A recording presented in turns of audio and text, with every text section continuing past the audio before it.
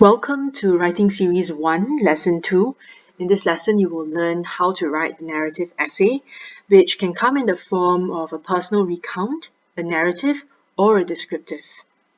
So there are two learning objectives that I hope you can take away by the end of this video. First, I hope you can be familiar with the narrative plot structure. And secondly, know the features of a good narrative.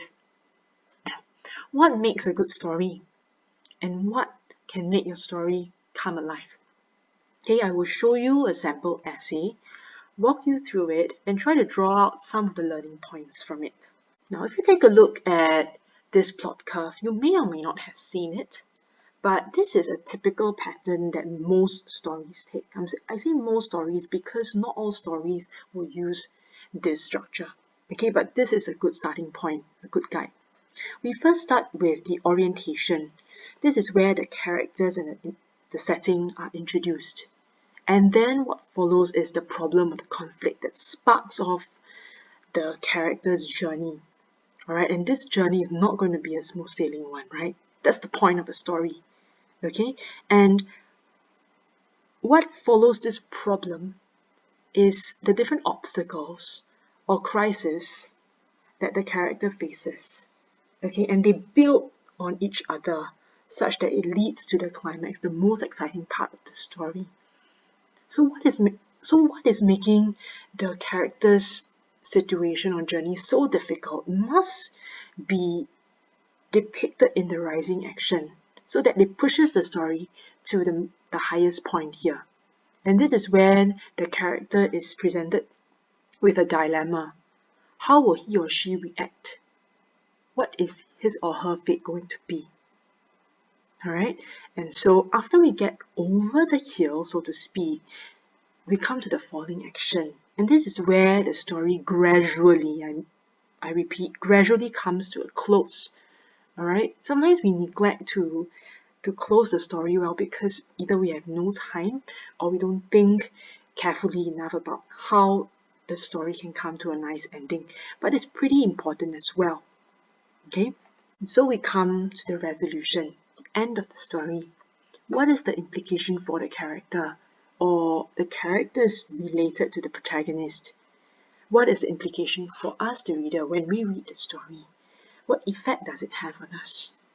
That might be a good way to resolve the story.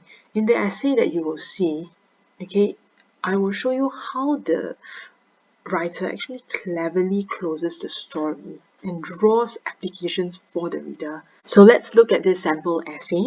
The question is, write about a time when you caused great disappointment to another person. What did you do about the situation? So the theme of this question is about disappointment, and this is what you have to focus on. Now, before I go any further, I hope you are ready with a pen and a highlighter so that you can follow along and note down some of the key points that I'm about to mention. Okay, you will notice that there are blanks, alright, in the margins, and so you will fill them up as we go along. Alright, so let's start off with the hook. Now, what the hook actually does is to grab the attention of the reader. In one way the writer has done this, right, is to sort of acquaint the reader with the idea of disappointment. Now, what he does is to give examples and scenarios of what disappointment could look like. So for the protagonist, it's about being late for school. That's one encounter. And finding out that food at the canteen has been sold out and was still forgetting his friend's birthday. So there are three instances of disappointment, giving them a more vivid impression, and also prepares your reader for the story that you are about to tell.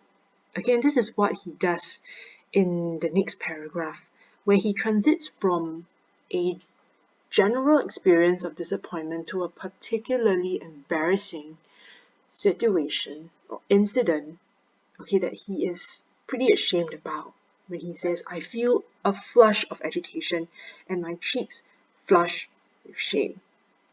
Okay, and why this emphasis on this particular incident? Because it's greatly disappointing, according to the writer.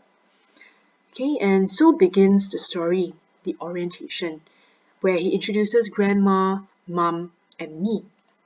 And of course, the task that he has been given, which is to buy the birthday cake. A simple task, right? But can he accomplish it? Well, if it was so easily accomplished, then, well, it wouldn't be a story. So we kind of get hints of this difficulty, all right, when we see these phrases in purple. Okay, he had reminded himself, he had planned to go straight to the bakery, he had wrote it down, but what happens? His friends distract him with basketball and he yields. And then he goes to the cake shop late at night, finding it closed. Now that's the problem that our protagonist has been faced with. Hey, can he get the birthday cake? Well, maybe if he runs to another bakery, but alas, he loses his wallet and he spends a good 45 minutes tracing his steps to no avail, right? So this intensifies the situation, leaving him unable to find a solution, go home empty-handed. Sorry, there's this typo here. Okay, change this to him. So you realize that part and parcel of a good story is building suspense and tension in before it reaches the climax. Okay, and may I direct you to this part here in purple, okay, at the right hand margin. All these phrases, right, actually help to build tension in the story. How the situation gets more and more difficult and complicated. Okay, they help to really keep the attention of the reader. Okay, so we continue on the rising action. What does the protagonist do? He has no choice but to go home empty-handed. And what is his mom and grandma going to say? Like I said, the story only gets exciting if tension is increased, right? And what the writer does is to show how mom and grandma were so expectant, right? They were waiting expectantly, eager to celebrate the birthday with the birthday cake that the protagonist would have bought. Mom greeted him buoyantly. A cold wave of goosebumps prickled his skin. Dozens of thoughts flashed through his mind. It's a very tense situation now. How is the protagonist going to break the news to his grandma and his mom? Okay, and so what we see here is the protagonist's thoughts being surfaced. The writer has articulated these thoughts. Why do I always disappoint mom? Why does she expect so much from me anyway? Why does grandma have to be so nice? This makes the protagonist even more guilty, isn't it? Right? When the two of them have such high expectations and would treat him so kindly, making him feel even worse. So when the protagonist's thoughts are surfaced, it helps the reader identify with the protagonist's feelings. It draws us in to his perspective and how he feels. And it also breaks the monotony. Okay? I would also like to draw your attention to the sensory details. Okay? In this case, the expressions in pink. Can you identify which senses the writer evokes and what emotions they capture? Glimmer in her eyes faded. Disappointment. Bitter anger welled up. Resentment. My eyes stung with shame. Utter shame, isn't it? Okay? Climax. So here, the protagonist reacts adversely to his mistake by throwing a tantrum.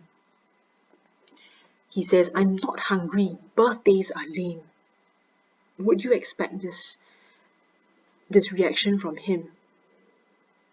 He was in the wrong in the first place, right? But he is throwing his tantrum.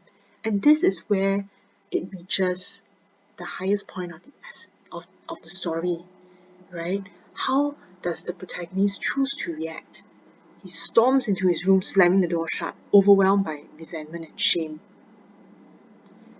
leaving his grandma and mom sitting quietly, bewildered and hurt. Okay, and they never spoke. A picture of disappointment from two of his loved ones. But all he can do, even though he was in the wrong, was to storm away without an apology. Doesn't this worsen the disappointment that they would have in him?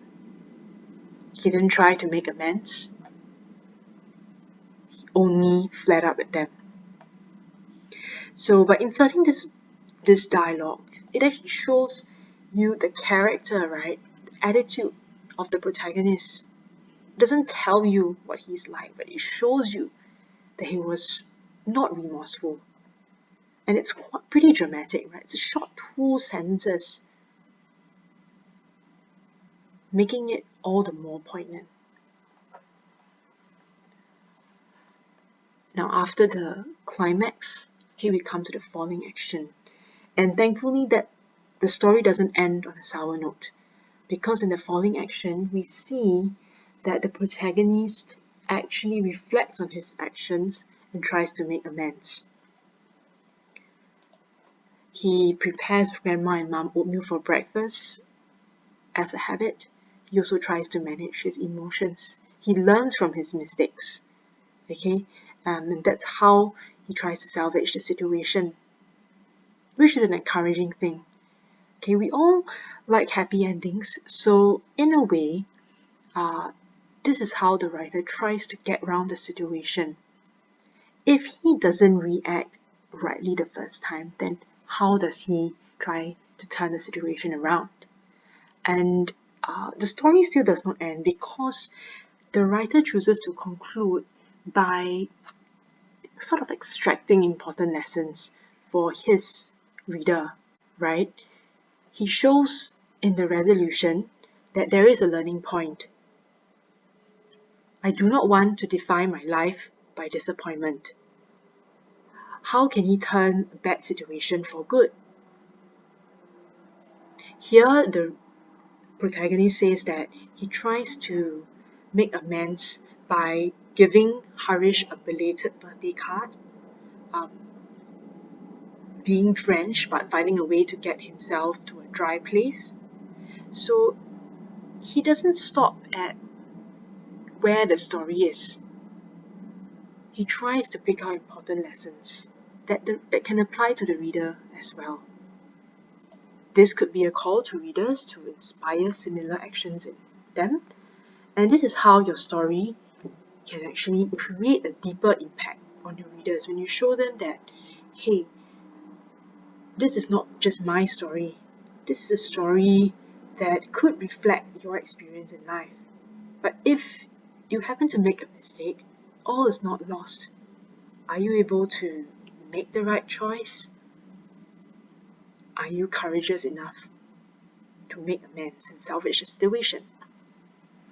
So I like how the story closes. It's reflective, it's very relevant, and I hope that you yourself are impacted by this story as well. Now, just to wrap up, if you notice there are words bolded in red throughout the essay, those are vocabulary words that you can look up and find out their meaning and make it a point to use them in your next piece of writing. So this is an extension, right? Pick up important words and build your vocabulary. I hope that you have learned from this video lesson how you can write a good story using the plot structure and how you can make your story come alive through using vivid details to describe your characters, describe the setting, okay, and how you can round up your story by explaining the learning point.